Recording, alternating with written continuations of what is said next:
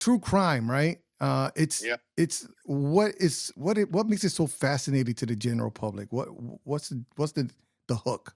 Yeah, it's interesting how popular true crime has become. On the one hand, I think true crime's always been popular. I just think it's the delivery mechanism has become documentaries and podcasting. But, at the turn of the century, you could buy tickets to people's public hangings, and people would buy them in droves. In the 20s and 30s, you could buy souvenir programs and attend murder trials, and people did that in droves. In the 50s, there were hundreds and hundreds of true detective magazines and paperback novels. So, people have always loved crime. And I think that's because we love to, stare into the abyss of evil and feel better about our life, that we don't have these tragedies befall us. That's some of it. I think women in particular are attracted to true crime because, unfortunately, in our society, women do live in more fear than men. A woman walking down a street in a dark corner is a much scarier thing than a man. So I think women do like to confront those fears by their participation in true crime. And I think the other reason is that we've seen that certain projects, including my own, have helped solve crimes. We've seen wrongfully convicted people get out of prison as a result of, for example, my documentary series called Paradise Lost. So people like to play armchair detective. They like to, see if they can help solve a crime, help solve the mystery. So I think for all of those reasons, it's very popular, and probably more popular than before. But I think sometimes we overstate how popular it is now, because the crime genre, has always been a popular genre. The delivery mechanism, the medium today is kind of the documentary and podcasting space, whereas 50 years ago it was more books and magazines.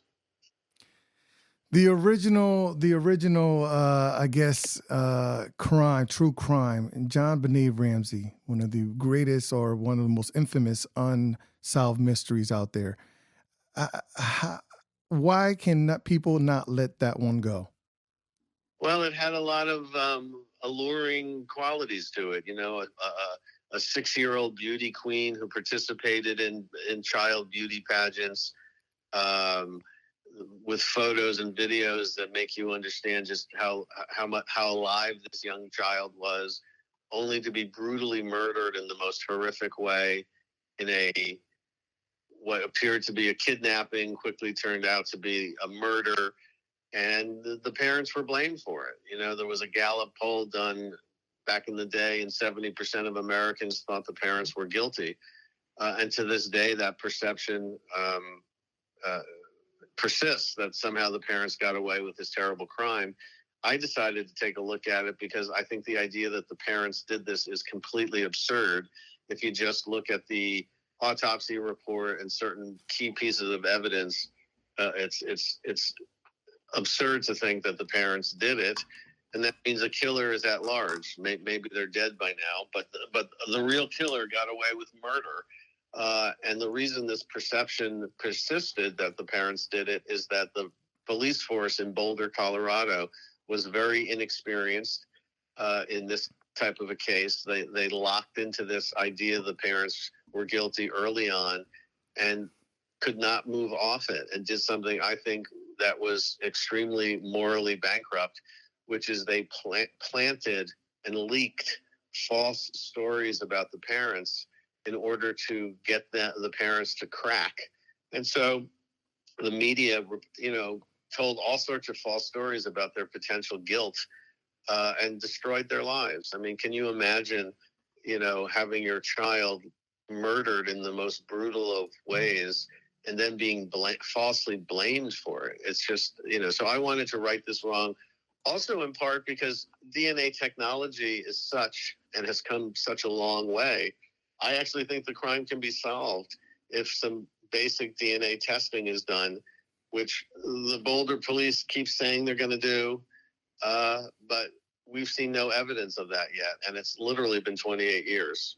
I want to go into a little bit now into your hit making machine, your hit factory, Bruno Mars. I mean, How do you pick your subjects, and does, popularity contest, is it a popularity contest when you pick your subjects, or is it just your interest in these cases? It's generally an interest in these cases. I like to focus my camera on stories where I think I can move the needle. I've done a lot of wrongful conviction cases, for example, and I've actually been lucky enough to help get 6 people out of prison who are wrongfully convicted. So if a lot of people, like to criticize true crime as not having any value to it. And I completely disagree. I've helped get people out of prison. I've helped change laws. I've helped identify through my work new victims of serial killers. And of course, that kind of closure for a family, even though they've experienced the ultimate tragedy of somebody disappearing. Ultimately, the best thing that can happen for that family is to know what happened. And so some of my work has helped identify victims. So I don't know. I've been lucky. I guess I picked the stories that people like, and somehow they've done well. It wasn't my game plan to crank out hit after hit on Netflix, but it seems to be what's happening. Netflix was good for me. It has it's a different funding source with different, and then allows. Do you feel like Netflix allow producers and creators to be a little more freer than a typical studio? Yes and no. I mean, they definitely have their point of view, and they definitely share their thoughts with me, and it's very collaborative. It's an excellent relationship I have with Netflix. I do most of my work for them.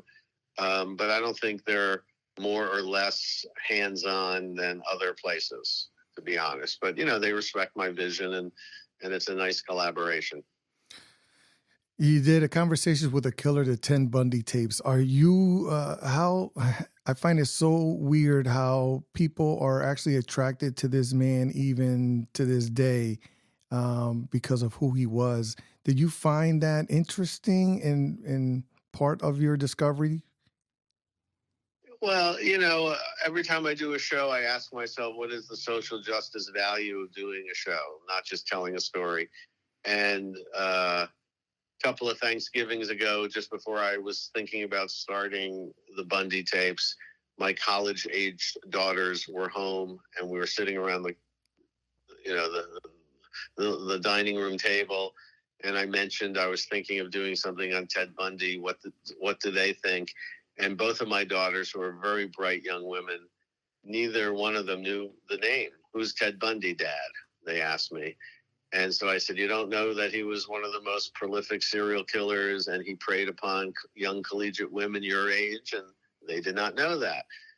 So I said, hey, text some of your friends, see what they think. And my little unofficial research demonstrated to me that most people my daughter's age at that time, who were the prototypical Bundy victim, had no idea who Ted Bundy was. And so for me, that was the reason to tell the story as a cautionary tale for the next generation, because Bundy preyed upon young, naive, collegiate women like my children, who were trusting. And so the lesson of Bundy, of telling that story, is that just because somebody is charming and good looking and persuasive, it doesn't mean you should trust them and put yourself in a position where, he could take advantage of you. I mean, Bundy used to wear a fake cast and ask a young girl, hey, I have a broken arm. Can you help walk my books, to my car? He would hang out in the library of a college and then have a girl walk with him back to his VW Bug with a fake arm cast, as if he needed help carrying books, and then he'd kill them. So, I tell stories where I think I can help move the needle on an issue, help inform people, and it felt like a good time to retell that story. I see, based on your why you're so successful. Congratulations, and I wish you further success in your career, and look forward to your next project. Thanks, man. Appreciate it. Have a good day.